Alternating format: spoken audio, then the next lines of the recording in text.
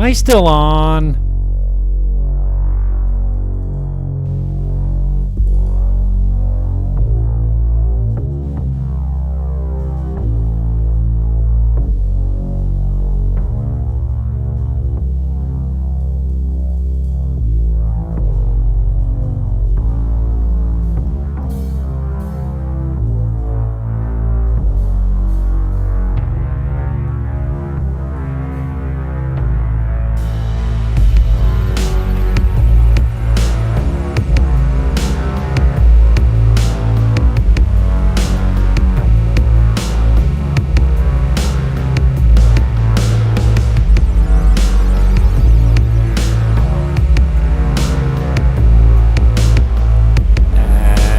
Here we go. It's a little bit of a pop-up. My guest is Dave Turner, doing a lot of mission work around the world, bringing clean water to third world countries. We're going to talk about Josh's journey. Buckle up and welcome aboard. Hey, Jim, thanks so much for having me on. No matter how you coach the guests, they just want to jump in on the freaking intro. So it's process anxiety. And here's your cue. Dave, how are you today, my brother? You look half decently normal. I mean, how are you feeling? Always complimentary. Is that my cue now, or is that going to be that's your cue? I mean, your mic's live, thanks to you for like trampling all over my intro. It's all good. It's all good. I'm grateful to have you. For humanness and error. I'm grateful to have you. It adds to the blooper reels. Yeah, definitely. So, brother, we've done this before, but just for people that haven't seen you, and I'm not broadcasting on the Dominican channels today, but we're live on Facebook and YouTube and Twitter and multiple channels. So for those who haven't spoken or seen or listened or watched the interviews before, take as long as you need to tell everyone about yourself and how you got to where we are now. Great. Thanks, Jim. Appreciate you hosting here in the Dominican heat, and I'm here in my back deck. Really, this whole story begins with my son's tragedy of a 2-month coma, leading to him being paralyzed the last 16 beyond that. Shocked me yesterday. Thank God he moved his second arm. I just felt a twitch in his forearm. And I said, Josh, try moving your arm. He moved his arm a good 1.5 inches. So this is encouraging that nerve recovery is going on. But in this whole process, back to a year ago, March, he is recovering, and that's the neat thing. But it changes. The effect of tragedy on people can go lots of different ways. And I was taken out for a while, railing against the broken political system and wasting hours on what'd you call it, fake book and Instagram. I don't know what we can slag that with. And I realized, I'm so what now what, let's get on with the priorities of life. And a friend who quarterbacks in the CFL challenged me. He was chasing me on a tax consult where he should resign. What's the better keep dollars in my pocket scenario? But he also said, hey, Dave, we've done gifting to gain gift in kind program of donation to reduce tax for him. And he says, I've got a number of guys who want to be involved. And I thought, well, I got to fund Joshua's recovery costs, contrary to popular American myths that they pay for everything and anything in the Canadian medicine system. I'm actually paying for nutrients to support Josh's nerve recovery, despite the resistance of the broken hospital system. That's another whole story coming out in my book, written with my wife, that will be pre-released in the next month, called Advocate: Helping Your Loved Ones in times of crisis and stress. And if people are calling into the show, feel free to weigh in on their own story at my Gifting to Gain, Dave at gifting to the letter TO gain.com. So bring that forward with my client challenging me around last January. I resurrected myself out of retirement to deliver goods bought by an individual in my company, Gifting to Gain. We shipped to Malawi, which is in I had never realized it, huge cholera epidemic. And the goods themselves are fascinating in that, like Post-it notes, they came out of an error with glue. In this case, a major company had developed a product to clean industrial and home washing machines of all the goop that gets in and around there. And they realized, like the Post-it notes fluke, gee, if we add chlorine to this, this can clean the most putrid water from garbage ditches in Haiti and in various favelas and places around the world, right down to the swamps with guinea worm and dysentery in them, that you see ladies walking 5 miles to get the best water source they can get. Well, the byproduct of cleaning the water is it chlorinates it in 30 minutes.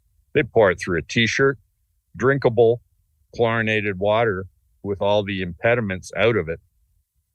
So this is being used by churches to draw crowds where people come from the villages that don't have wells to get clean water.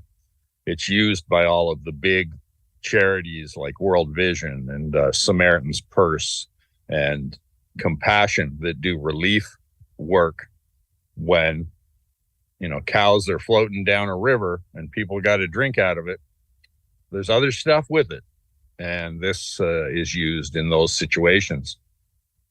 So that's a little bit of a commercial on what Gifting to Gain is about. But the means for people is that they can acquire the goods personally, have a list of charities that desire the goods to save their budgetary line items, and people individually make a free will donation to those charities. Charities save money.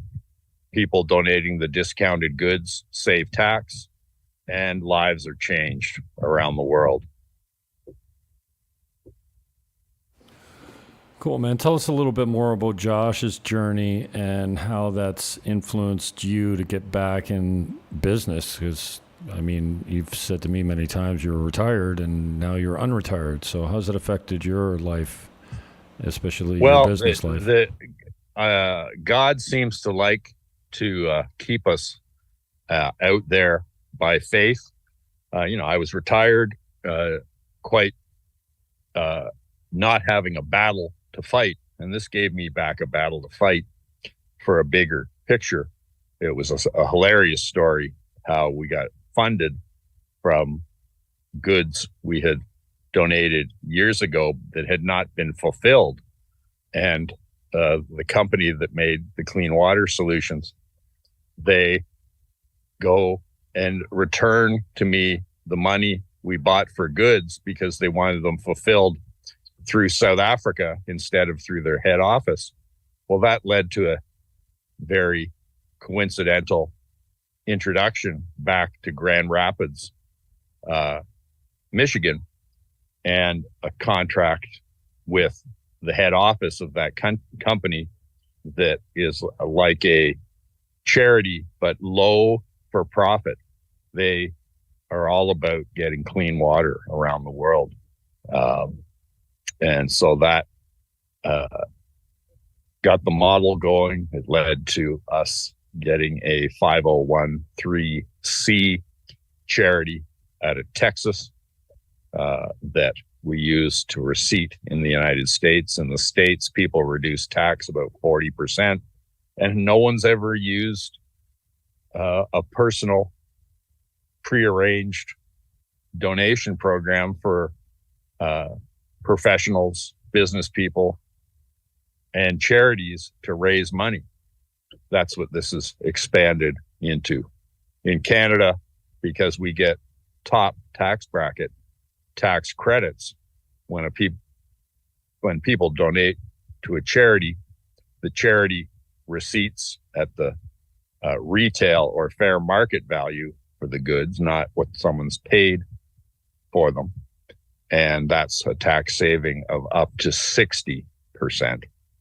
America's earning in Canada get a double deduction because they're also taxed on their worldwide income. So there it adds up to a return of close to 150%, depending on someone's income level.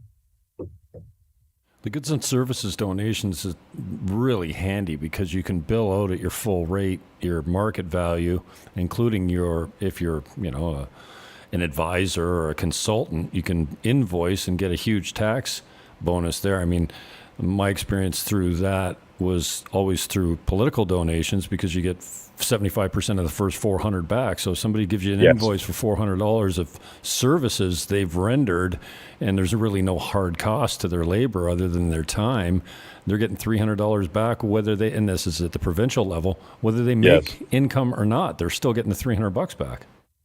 Yeah, it works in the political realm. Unfortunately, you can't donate a service and be receipted for it in the NGO charitable realm. But as one very generous pro athlete does, he would speak at an event, draw the crowd, do what the benefit to the charity would be, and then he would give them back the check that they write for him and get 53% in tax credits back. So it kind of works the same.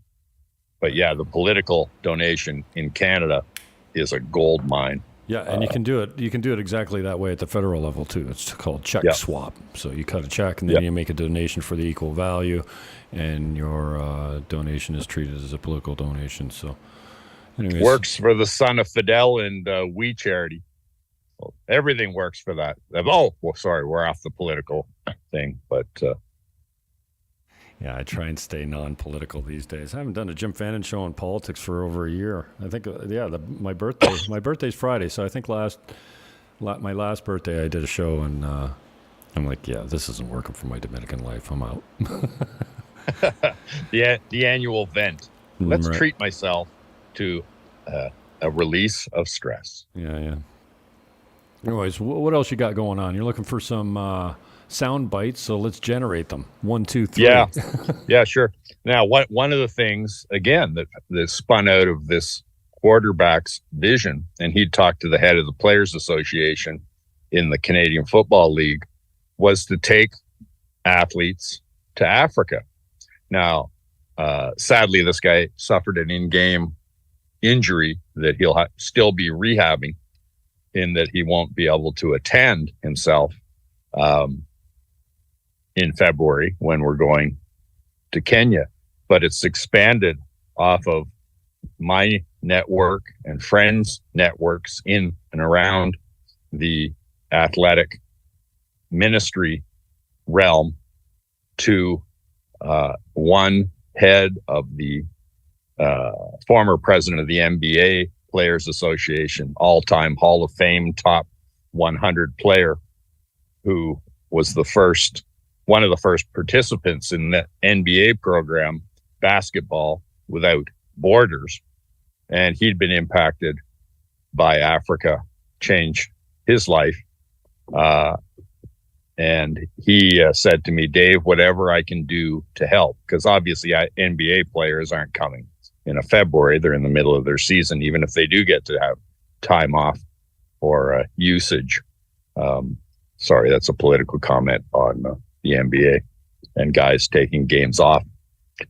So yeah, that's an exciting piece. Again, come from someone else's initial vision that inspired me. Let's not just get government funding, sponsorship, and tax saving for athletes. Let's go to Africa and change some lives, see some projects. I've been international in Latin America and for an extended period in Brazil in the north. And it was certainly impactful in my life. My prayers, the same, will be with businessmen and athletes that are going to Kenya in February. I spoke this morning with a rainmaker, one of the world leaders. He was catching the vision on how gifting to gain can self-fund. You know, it can be used just to save tax, but if someone desires to go on a Athletes for Africa visit, they have found money to do that with. The other piece is when someone goes through a charitable organization that pays the flights and does the hotel accommodations, et cetera, the donation is tax deductible to that organization for the charitable purpose of the visit. Going on the safari, going to museums, taking a half day off for, teaching. That's another story on the write-offs, but kind of a multiplied donation. I spoke with a wonderful guy this week who's been referring me out to other people. He was in the remember the Super Bowl shuffle with the 86, 85 Bears, and he was on the keyboards. Tyrone Laws is his name. He is promoting this out to guys. He'd gone to Israel with a number of NFL players, and the impact was huge on them. We're hoping to get out with worldwide soccer. I don't know how their season works, but it'd be wonderful. I'd love someone from South Africa or Zimbabwe rugby to come in the athletics stream, because athletes follow other athletes who maybe they were their favorites, like guys who impacted me when I played in university. And then I luckily got to be mentored and have input in their life to me. So that's the exciting part and the guts of what Athletes for Africa are going to be about. We may do a trip in Latin America coming up. We'll see it. Work in progress in 2024 to see clean water projects, see people, live with the people, and let a culture impact us. I didn't realize till recently Africa, if they all unified, they'd be larger than the third largest economy in the world. Wow. But they've been colonialized and tribalized and, put upon, and haven't got their political unification. And the Chinese would like to buy them out, but that's another story. We're not going political. The Chinese is going heavy in Africa. Tell me about your recruiting process. What talents are you looking for? I know you've been on the networking circuit quite a lot lately, doing podcasts and looking for talent and partners in your vision here. Tell us, who are you looking for? What type of talents are you looking for? Yeah. Well, I think it's a willing, adventurous heart. One player in a league donated $50,000 of retail value of goods to go to a water project, and young guys will do adventures. I have not had, apart from people with conflicts, an athlete not say, yeah, I'd love to go. Now, athletes can be like nailing Jello to the wall when it comes to commitment and putting some skin in the game, like a down payment. But guys excitedly want to join in. Individual sponsors who'd like to come can make their trip fully tax deductible because it's a charitable gift, and we'll throw in the trip for them. We have had a cool story. Excuse me, Jim. You don't make me cry. Well, not here. Some of your humor does. We had sorry, I've lost my train of thought. In my vintage 65 years here, take me back. Athletes, tying them down. Alumni tend to have more flexibility and vision. I'm challenging every guy I ask to challenge someone else. So just man-to-man multiplication. There was a great story came out of the athletes to Israel trip. I heard the testimony of one of the guys. He just lost, sadly, his wife 11 days post-marriage. Well, at least he got the honeymoon. No, that's dark humor. And he was praying for a guy of like heart. And doesn't he meet on the trip another retired NFL guy who had lost his wife? And they become fast friends. Like, that's the type of things that can come out of a willing heart and an adventurous heart. Skill set, we'll coordinate the things. It's not labor intensive. You know, if a guy throws a ball around out of his experience, he'll just hurt depending how old he is. I'm recovering from a total knee replacement myself. And I set this in part for February for a goal. Going there. One of the guys coordinated in is a Kenyan, used to work for me in my tax reduction business when he came out of his master's program at the York University. And he now in Ghana, running Shell Oil, and a great network to have on the ground as a Kenyan. And to all the Kenyans out there and Swahili speakers, Jambo Salam, which is like something, I don't know. It's like, hey, what's up? Not what's up. Nice. And you're also branching out into the men's group field too. You've recruited me out of, you brought me into Nikki Ballou's group, which was interesting. It wasn't time for me to dive right into that. And out of that sprung something similar.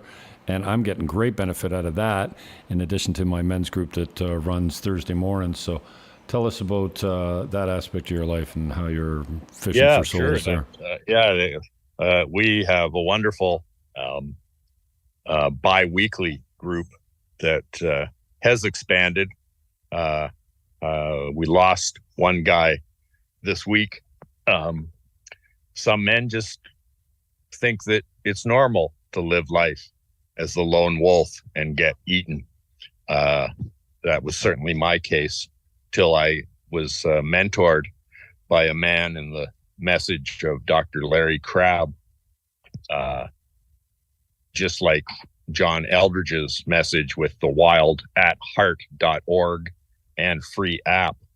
Both were mentored by Dr. Crabb, but it's a conviction in my life that men need other men just to share in a manly way, if nothing else, to impact each other out of the years of life.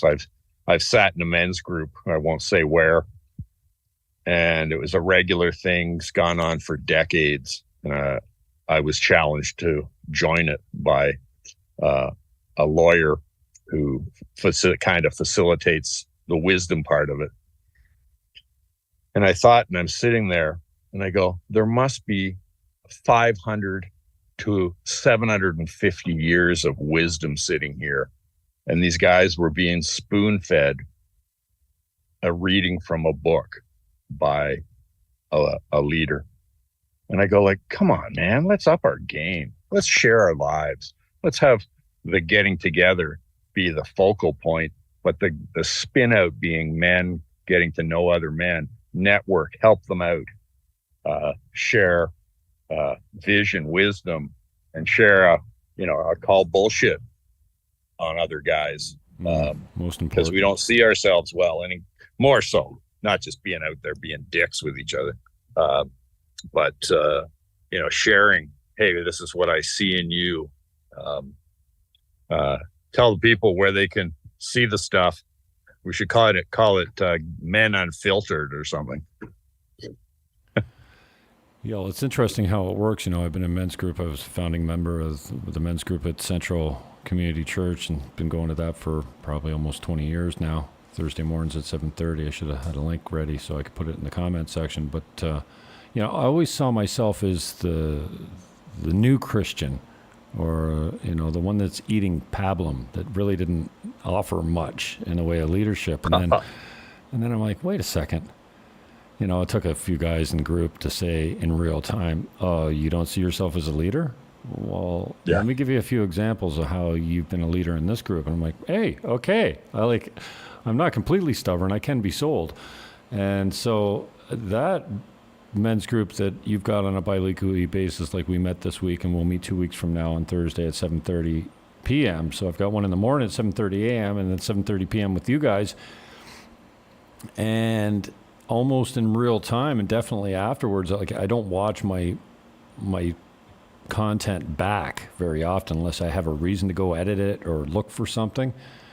But I've been coming out of these men's groups going, damn, that was awesome. I feel like I'm really contributing something, and I'm not good at patting myself on the back, but there's something about the acknowledgement that I'm getting from the guys in this group when they're saying, I'll pick up on what Jim said, and then they'll expand on it, and I even get more than my message. So it's been a really good experience for me, and I'm glad to have the guys, and glad to see the group growing, and such a diverse range of guys.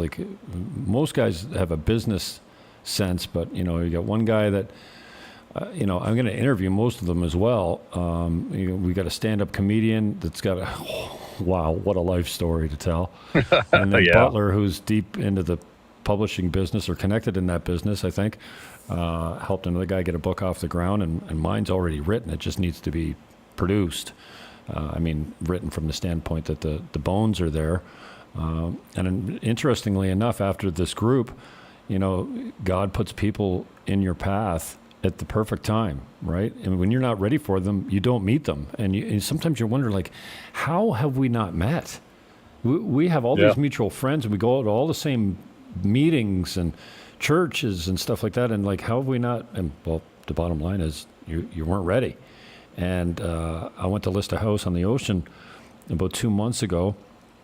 It's like a 15,000 square foot 6-bedroom mansion for $2 million roughly. And the lady that owns the place is a professional writer. And she said, for $5,000 American, if you're not in a big hurry, I'll do it. I'll take what you've got written down. I'll do a two-hour interview on the commission coach for you. And in a few months, you'll have the content of a book. It'll need to be formatted, and you'll need to find somebody to, design you a cover. But other than that, you'll be good to go. And I'm like, wow. And so it's given me new life to slam another deal where, I'll have $5,000 extra dollars to toss her and then just wait on the book. But it's amazing how, when the student is ready, the teacher appears. Yes. Yeah. And on that note, let's roll it back. It was, I'm sitting there interacting with our mutual friend. And you were the guy on his introduction who introduced me to that other, 8 early in the morning group as Central in St. Catharines. Not everyone lives in St. Catharines. I got to fill that in for you, Jim. Where I live since moving from the GTA and enjoying it. But that's a pitch for St. Catharines. What a great secret. It was you tying me in there, tied in by one of the guy you alluded to, the publisher in our group, Michael D. Butler. And he tied me in back into that other group that'll remain nameless. I won't give them a plug, but exciting, just, former, as God says, I don't know the reference, for my ways aren't your ways, declares the Lord. As far as the heavens are above the earth, are my ways different than you? And we think we get it figured out. Well, if I just do this and set a 5-year goal, and then, clear objectives with timelines, then I'll get this. Nah, God doesn't work like that. He works like man makes the plans of the heart, but God orders the steps. Like I would have never come to where I am making the worldwide impact that's going on with Gifting to Gain and Athletes for Africa without Josh's tragedy. It needed to change my heart first. And thank God it's so wonderful having guys like yourself, not to schmooze all over you, Jim, because I know you're going to blush and then, guffaw a bit. It's not. But no, having guys in a tribe or a team is wonderful. And again, this is back to wildatheart.org and their worldwide impact. They're now doing a program where guys just host a fire and just invite random guys around. They've got rules on it, like, no pontificating, no preaching at other people, just sharing your heart and just giving guys an outlet for this. And it's growing around the world in their model. You can find it at the website I just talked about. But talking about being ready for it as well. Greg Sykes told me to buy Wild at Heart many years ago. Oh, really? And I got through. I just saw his sign. Well, here we're pitching for Sykes. Sykes is a huge friend in my life, and I just wasn't ready for it. I got through the first few chapters, and I never picked it up again. And then when you reintroduced it to me, I started watching videos. I'm not a good reader. I tend to fall asleep. 3 or 4 pages in, if it's not riveting, the book as far as content goes. But he told me, get that. You got to get this. Changed my life. And I'm always looking for, what's changed other guys' lives and how can it influence my life for the better. And I just wasn't ready for it. But when you reintroduced it to me, I started watching videos. And man, the guy is on point. Just I love his delivery. I love his writing style and his speaking style, and I've gotten a lot from him. And there's no fires in Dominican Republic, so hey, you're on. I guess I'm. And the sweet deal. Like I love the Wild at Heart ministry for a number of times. I've been to Colorado. They now facilitate weekend boot camps. It's not a retreat. You're not going away to, gaze at your navel. You're going to start doing war for your heart and other things. But on the fires movement, so I get a box delivered to me. Usually my wife is the only one who gets all the stuff at the front door. And they sent me 5 books. Becoming a King by Morgan Snyder, who's on the team who will, when John Eldridge passes away, he'll be probably the lead guy along with their board. And they sent me free copies of Wild at Heart to give to guys on the fire stuff. And then the next day or two, don't I get a gorgeous engraved Zippo lighter saying fires, to use for lighting the fire, I guess. It took me back. It was nice to see, reminded me of my dad's lighter rehab he used to do when I was a teenager. But it's a more multiplicative. Like we're not going to turn into a group of 40 guys. It's not the model. Wild at Heart, when they started, they said we could be on the weekend road show facilitating men's work. No, it's going to be 3 retreats where people got to access by lottery in Colorado. And graciously, I was able to get into both the basic retreat and otherwise. And it's the same message I sat under for 25 years with my mentor with Promise Keepers Canada. He was the Christian director, Steve Masterson, and I honor him at 77 as my spiritual dad, as a man who believed in me when I didn't believe in myself and walked with me through stupidity, carnality, immorality, the poser, and didn't realize I was presenting a false self instead of me. Thank you, Steve Masterson, and the Wild at Heart Ministry. And now we're hoping, who knows how it's going to go, to host a Thursday to Sunday noon Wild at Heart boot camp in the Niagara region. We definitely have a Buffalo one planned for the spring. We've got the location. But there's something about the environment you set, like you say, Jim, the book is impactful, but if it doesn't engage you or you're not a reader, but you get there and hear the teaching, you do some contemplative, private, quiet retreat time, you go to the nice meals and whatnot, but you stay in the message. Hey, how did that land on you? You go deep with guys. It's like our group last week, and one goofy thing started a topic, and guys all talked about, well, I'll make people watch it, but it was funny, as John Eldridge says, quoting the Celtic mysticism, that the Holy Spirit is a wild goose who shows up honking around different ways, and we've seen that in our group. Sometimes we just laugh a lot, not in a weird holy laughter way, but just off of a guy's situation, because we relate in life, which is what we want. Ancient saint said, don't ask what God's will is, ask what makes you come alive and go do it. And I'm out on that for Wild at Heart, unless you got some more comments. No, I think it's interesting, especially from the standpoint that when you're ready, it seems that you get the job. And, my frustration is being, give me the job. I'm ready. I'm right here. And then look at me. I look like Colonel Sanders. Hire me as your representative. And then a quiet voice in my head says, you're not ready, dummy. That's why you don't have the job. You're not being trusted with the responsibility yet, because you haven't gone through the fire. You haven't been tested. Yes. You're not ready yet. So the ego says, God, I'm ready. Put the work on me. On dependence with him.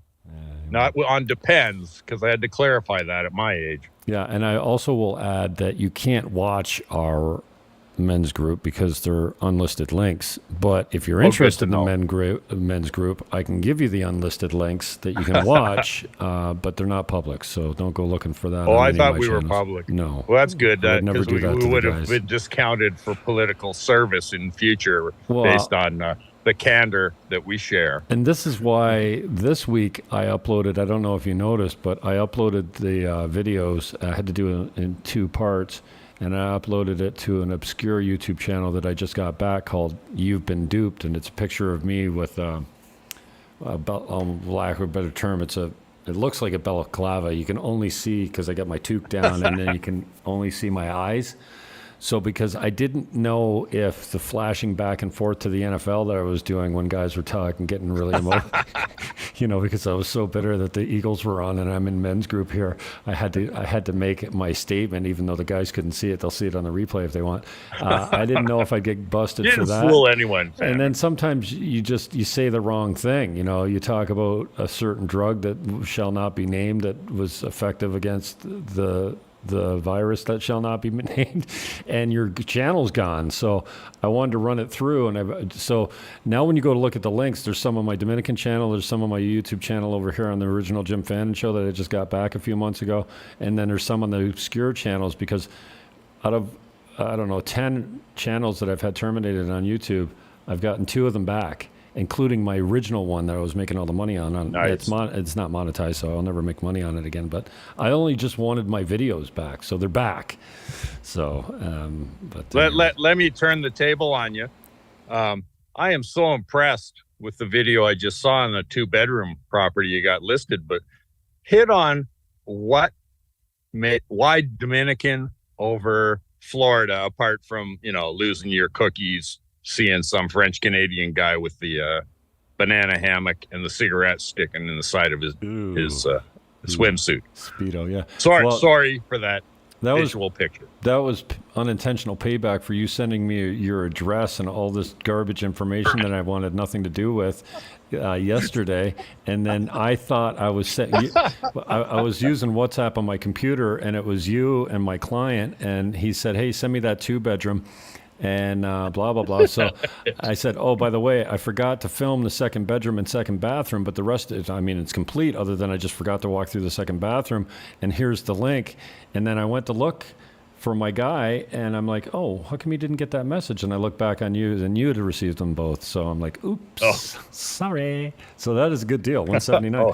Oh well, I'm glad I got it. It was impressive. From a selfish point of view. Why Sosua? Why where you are, and why the DR, as opposed, people like I've been to the 2/3 world. I've been to the DR twice. I've been to Costa Rica surfing with my boys when they were teenagers. I love Latino culture.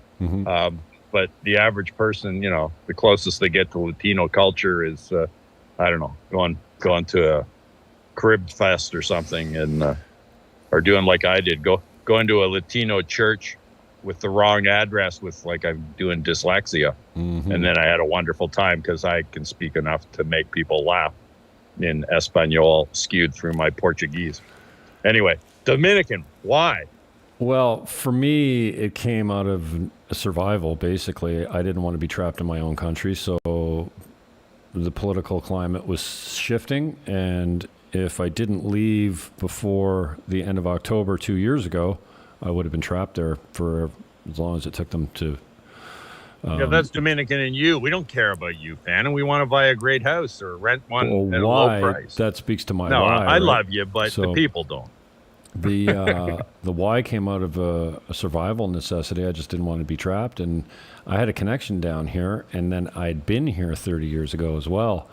It's like the first time off the continent for me, the first time in the tropics. I mean, unless you call Florida the tropics, I don't know. It's tropical weather, I guess. But I've been to Florida many, many times, and California and Vegas and stuff like that. And so when I came to Dominican Republic the first time, I fell in love with the people, number one, the food and the culture and the language and the music and all of it. And I forgotten about that once I got home. And when I told my little brother that I was headed to DR, hopefully for good, he's like, dude, do you not remember how much you love the DR? I go, what do you mean? He says, you bought the Spanish books and the tapes when you got home. You were going back to marry a Dominican girl, blah, blah, blah. I'm like, yeah, I do remember that, So he says, no surprise you picked that place to go. And I had a connection here, and she rented me an apartment for $500 across the street from where I am now. She put a deposit down on it and held it for me, and I had to stay with her for a couple of days until it was ready, being cleaned up and whatnot. And then, so that part was kind of God-led. And, my brother's a world traveler. I've never seen myself as a guy that wanted to live on the beach or in the tropics or, hated winter or hated my country. I mean, I'm a 10-time political candidate. I ran a talk show. I was very connected to the music industry in Niagara, and I said goodbye to all of it. All my friends and family and opportunity, limited as it was, as far as being canceled and, being put on the front page of the Standard for 3 weeks in a row because of my dirty mouth and how I talk about politicians. And the last one just happened to be a girl, one that we were pretty tight with. And I used some unkind language, and it made headlines day after day after day for 30 days because nothing was going on. It was COVID, and all they had to talk about was Jimmy Fannon's filthy mouth. So, you got woked on. Yeah, they tried to cancel, and I don't apologize to the mob, but I'm still here, I'm still broadcasting, and I'm still me. So, and then Dominican on the North Shore, where I am in Sosua, Cabarete is the surf town 10 minutes east. It's very white and transient, and I mean white from the European, North American standpoint. They're from all over the place. But they're all got beautiful bodies and great tans, and they're all in shape, and they're kite surfers. And, I haven't got up on a kite yet. I'm still trying to work some issues out on my back and scoliosis and, sciatica, and just, it's been a nightmare. But these people are walking around like you would be when you're pulling your clubs out of your trunk. Like they're going to do what they love to do, or they've just come from doing what they love to do. They're tan, they're fit, they're beautiful, and they got this. If they don't have a smirk on their face, a lot of them are just clearly grinning ear to ear all the time. But if they don't, they've got this aura about them that they're just in their zone. They're exactly where they're meant to be. They're happy, and I can't tell you how refreshing that is coming from small town Niagara. And the locals here, same thing.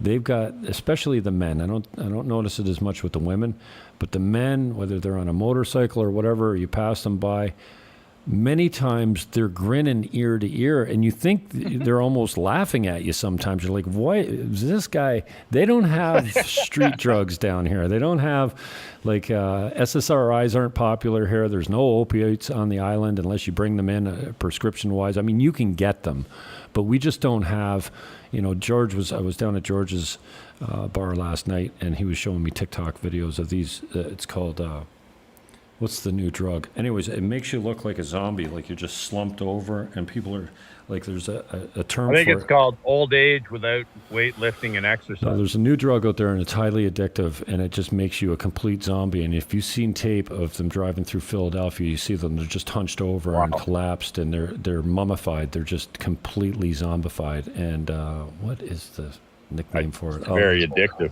Yeah. Not fentanyl. No, it's Zonk, or what is it? Trank. That's it. Trank. Now, I'm not sure exactly what Trank is, but it must be of the tranquilizer variety, because it just makes you a complete. Anyway, I'm getting off topic here, but I say all that to say, you don't see that down here. There's People not got la vida abundante in Portuguese, the abundant life. Yeah, in a simple life. Like, that's the thing that most people don't get. Oh, how can these people live? They don't have windows in their house, and the kids run around with no shoes. It's a different culture, and with that, the heart's freer.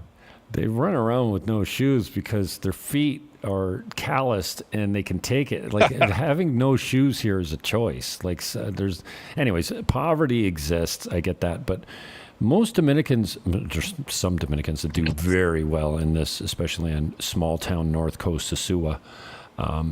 And then, but it's just a question of doing the most with less. Like, this is not.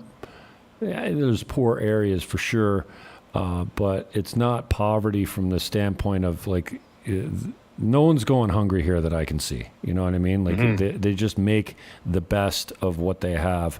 So small town Sosua has been kind of like, I don't travel far from Sosua. I like my little town, and I know all the locals here. My coconut guy, though, I got an appointment with as soon as we're done here to go down. I can buy 5 liters of fresh coconut water for $10. Like, he splits them while I'm there, and now he knows. I used to like the ripe coconuts, but it takes you an hour to eat one, and it's it's hard on your jaw. You're chewing for hours, right? But the young ones are just gelatinous. You scoop them out, and they're like an oyster, and you slurp them back. They're loaded with oils and juice and stuff like that. So as he's cutting up my coconuts, now he kind of cuts up the young ones, which have a higher water content, and then I get to eat 10 of them while I'm standing on the side of the road with them. But the guy that watches the motos when I go to my grocery store, Frankie, I call him Fran G. He can spot me from 100 meters away, and he's got this big smile on his face. It's just brings your heart to life too, eh? Yeah, everyone's like, I say hello to everyone. A-way. Hola, hola. I say, when I walk by everyone gets an hola, and there was a young girl that was in the complex. I was walking out one day, and I'm like, hola, I walk out, and she broke out giggling at me. Like, I don't know why she found it so funny that I was saying hi to her. You had your shirt on backwards again. Yeah. When you do your pants on backwards, it's a real problem. So, yeah, I mean, when you compare life here to North America, people really get that there's a lot of love here, man. I see guys standing on the... people who would make a lifestyle change to be snowbirds there, how would you recommend they experience some of this differently than the resort visit? Yeah, great question. You told me about some of the price points for winter rentals, and it was like, sweet. Yeah, $500 a month or less. And yeah, that's what I would say. Come down first on a vacation, take 2 weeks at minimum.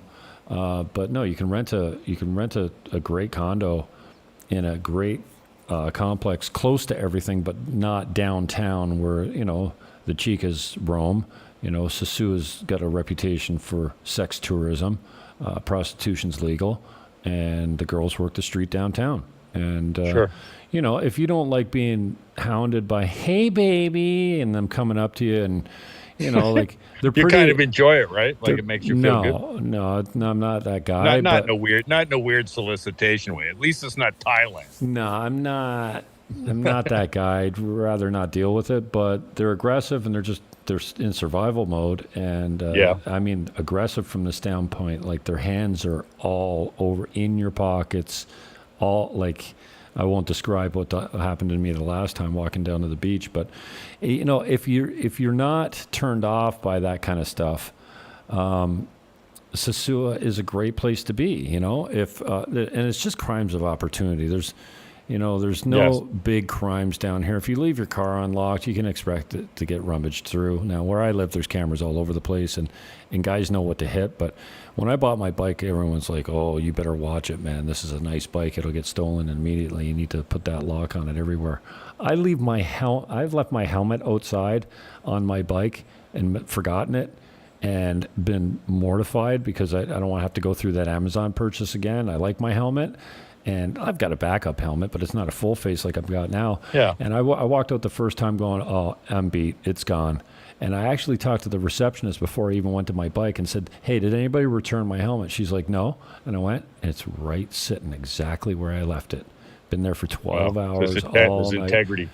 Well, I know. No, I just think that in places, it's humanity. Well, the guys know that there's there's cameras there, and you know, if somebody wants to pick them up, they're going to get caught, right? And so the cops down here are great. But like you say, the irritation on the Amazon redo. Well,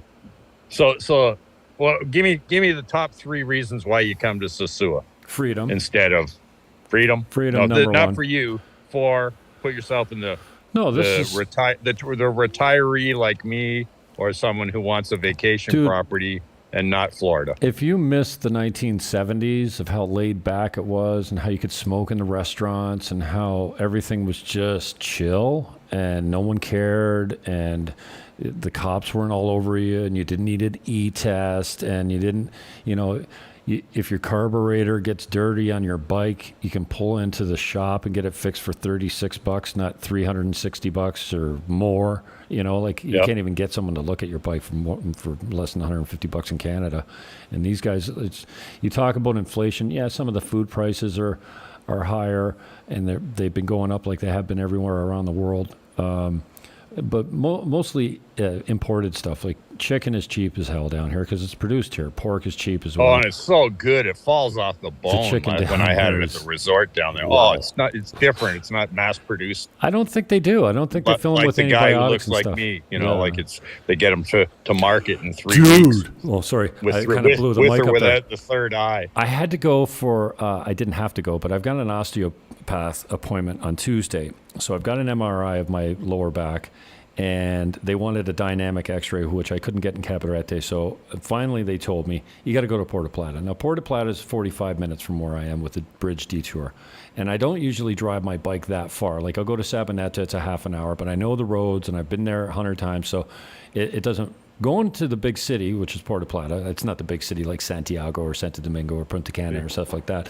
And for, you know, the expats that want to go to the big towns and see the, you know, PGA golf courses and buy a house and park your yacht in the backyard, you can do that. That's not Sosua. Sosua is a small town. No. It's got a lot of culture, both Haitian and Dominican. And so anyway, I called, this is over WhatsApp, and I said, can you get me in today? She says, can you be here before 11 o'clock? Well, it's 9:30. Like, this is how fast they got me in for an x-ray. On my MRI, I had 2 MRIs done, $160 each.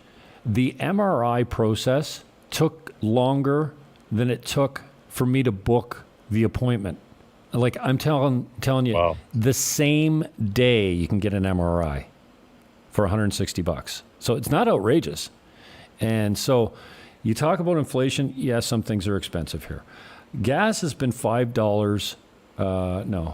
It's 275 pesos per gallon. So that's roughly $5 American. It hasn't changed since I've been here. 2 years. It's jumped 20 pesos. That's it. So, you know, you see the fluctuation on bread and dairy and wheat products and like staples in Canada. You don't see that here. Things are a little more expensive across the board, especially if they're imported, and a lot of stuff's imported. Like their butter here's garbage. You buy imported butter, and you don't get Renee's chunky blue cheese down here. You can't find it anywhere, and you can't even buy it on Amazon. So, how can you survive? But I was telling you the story about, I know I walk a lot down here because if I don't walk, I can't walk. So as unmotivated and I'm in so much pain with the sciatic that it hurts to walk. But if I don't walk, I hurt more. But so I walk every day. I walked today, 4 kilometers, took me about an hour, and had a couple stops. And you see guys standing on the side of the road, usually moto drivers, with their arms around each other's shoulder, bullshitting each other, busting each other's chops. Now, I can't understand most of it, but my Spanish is coming along a little bit with this big grin on their face. And often I'll talk to these guys and go, you guys are good friends or what? And they're like, no, we just met each other. Like the human connection and this I don't know how to else describe it. It's a more loving culture. I'm not saying it's perfect. Obviously, they've got their challenges, and but they're in there for the people more. That's what I've seen when I've gone around the world. I forgot when I lived in Canada. The values have shifted. They think we live in heaven. From being from North America, and think, if I just had the materialism, bull crap. I'll trade for their heart stuff in a heartbeat. Yeah, I forgot living in Canada how much, how obvious it was that people still loved each other. You know what I mean? Because they look at their feet when they're walking by. Nobody says hello. The political climate's nuts. Before I left, I remember going down July 1st to Sunset Beach and going, wow, the color temperature of this beach is a lot browner than Niagara normally is because all the people were coming in from Toronto and Mississauga. Yeah, ethnics appreciate these features that they didn't have in their home countries. Yeah, and they go out of Toronto. That's why they fill the parks. And that's then, not being and racist. Then for August, it's just an observation. And then for August, Mayor Senzik and his political wisdom of St. Catharines Council decided that they were going to make the beach Niagara residents only. And in 2 days, it went from a brown beach to a completely white beach. And I remember telling the guy, he was what's the guy with the Sikh, obviously from Toronto. The security company had a lot of Toronto employees, and they were mostly brown or black or minorities. And on the way out, I say to the guy, "Congratulations! I know it's not your call, but this is the whitest beach in North America now because it's a Niagara residents only. You actually had to show ID to get on the beach to prove that you're from Niagara, so they can't and pay your parking pass." Well, and your parking pass. So, there's none of that kind of stuff down here. It's a gorgeous beach too. And they've redone it. They moved the volleyball courts. It's so difficult. I think they put a washroom in. It's so difficult to get used to walking out of the bar with your drink because it's just it is what it is. But there's no public drunkenness. Obviously there's some homeless guys and that's how they medicate themselves. But it's just a cleaner lifestyle. You don't see it much. You don't see locals. There's no tent cities down here. And you said you don't get hurricanes in Sosua. I've been there with my boys. Yeah. No, because the mountain tears them up. It's the highest peak in the Caribbean, and it doesn't matter what direction that hurricane comes in, the mountain either pushes it away or tears it up. And we're very fortunate. They haven't had anything in Sosua or on the North Coast for over 40 years as far as major hurricanes go. We do get earthquakes. I experienced my first earthquake a few months ago. I just happened to get I don't usually throw on, it must have been December because it was cool out, because I don't usually throw my house coat on when I go to the bathroom because it's right off my bedroom. And I did for some reason. And as I was sitting on the toilet, the whole room went like this, like somebody bumped my rear end in the car. And I'm like, what's that? And I ran outside and you could hear the dogs barking like crazy. They say, when that stuff happens, the dogs go crazy. Well, they were. And the odd siren in the distance and whatever, and I was lit up, man. It's 4:30 in the morning, and the adrenaline's coursing through me. Hello. I'm like, am I going to have to run down to the pool to avoid this building collapsing on me or what? It was wild. So there's a few different things to get used to here. You don't have 9:30 sunsets and July 1st or 9 o'clock sunsets. It's kind of like 6 to 7-ish. 6:30 to 7:30 ish. It doesn't change that much because they're on the equator, right? And that's new to me.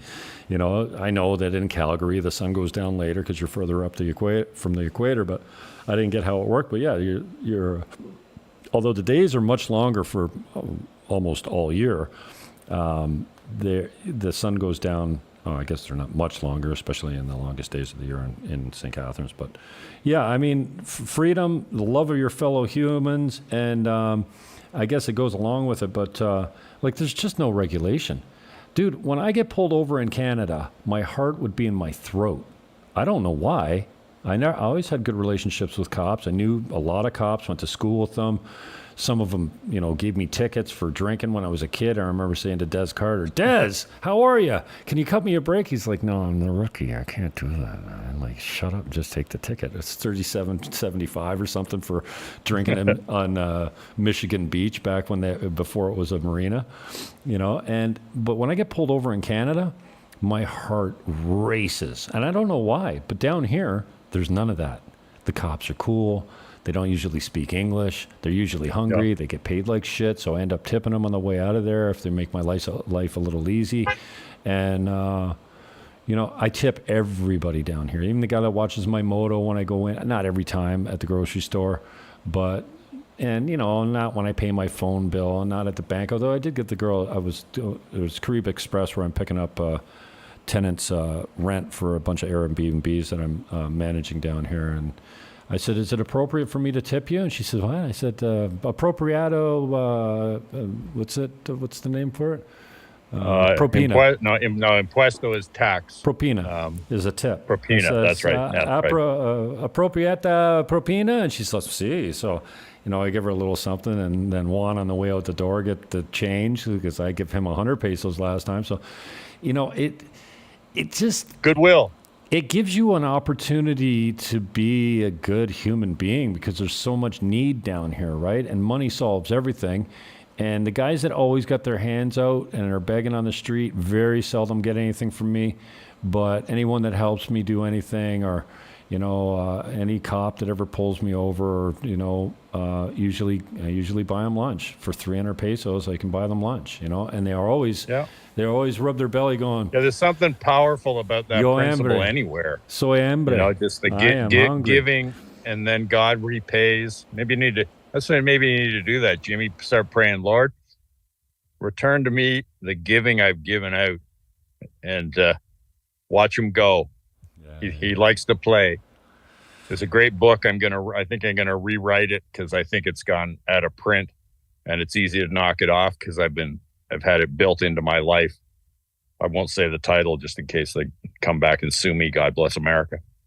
But it's all about stewardship. What you're doing, you're paying it forward. You give it, and then seeing. One of the principles is God always repays when you give. You don't give to get, and He controls the timing and the amount of the repayment. It's time for some timing for you, Jim. Jennifer Newstetter on Facebook says, hey guys, glad to hear this. Yeah, I know Jennifer. Come on. Freedom more small from world. China, Dave. Yeah, I used to see Jennifer quite a lot when I went to Central, but I haven't been there in a couple of years. Bless her heart. You know what? I got to tell you a story to honor her. She met my autistic Asperger's daughter, who has social anxiety in part of that disease. And she's a big personality, realtor, just, you know, Roy LePage, last time I checked, in St. Catharines. But, and wonderful husband named Bill. They came and got my daughter and took her to a church. And just loved on her, you know, because autistic people need that. They're not like us. They need that initiation, emotional hesitation to promote themselves and make contact. And bless Jennifer's heart. Well, thanks for the context. I'm just going to put my glasses on here so I can see. Victor Spade 89 on Twitch says, tax reduction, give to charity, both question marks. So maybe I have to roll that back, Victor, so you can see the beginning of the show where we talked about exactly what we're doing as far as giving to charity. Victor, if you're still on, hit me, Dave, at giftingtogain.com or go to Gifting to Gain, and you can book an appointment with me because I need to know where you're at, if you're Canadian, if you're American. It's fascinating, the differences. Want to hear a scary stat? Canadians who, after they give $200, get the top tax credit, 53% in Ontario, to go against the tax when they give. So you donate $1, you get 53 cents back. Canadians give 4% of Canadians give over $1,000 a year. Americans get a deduction. So if a guy's only making $50,000, he might be paying 25% marginal rate, but they get to deduct it. Americans give 20% of their Americans give to charities $1,000 or more a year. And we got the better deal. Right. Anyway, Victor, it'd be wonderful to talk to you. I got to step away. We have a mutual friend that's pursuing me on the phone out of Georgia, who, while he's watching his famous Georgia Bulldogs. Bulldogs are on right now. They just started at 3:30. There you go. I, however, am off the NFL and am a hardcore CFL fan relative to clients and friends. All right, you got any sound bites you want to make on the way out? Become my friends because I get them big whopping tax returns. You got any sound bites you need to get before you get out of here? Or you got enough? Athletes in Africa, come, but not alone. Okay. All right, brother. Come to Africa, be impacted. They don't care about North American sports. Amen. All right, Dave. Thank you for your time, brother. I appreciate your wisdom and your knowledge and your good looks. I would say humor, but I haven't found anything. Well, let me get my glasses on and do my brand. The Colonel. Got to get the black tie and get a free bucket soon. There you go. All right, brother. Talk soon. Love you. Good. Peace Thanks out. for the time, man. Right. Love you. Ciao.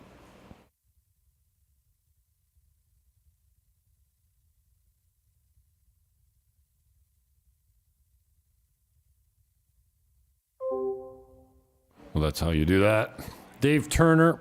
The links are in the show description if you want to book him for an interview or to talk or podcast or anything like that. He's pretty accessible and more than happy to talk about his experience and what he needs and what benefits you can derive by cooperating with him and providing clean water to some third world countries, developing nations, poverty-stricken cultures.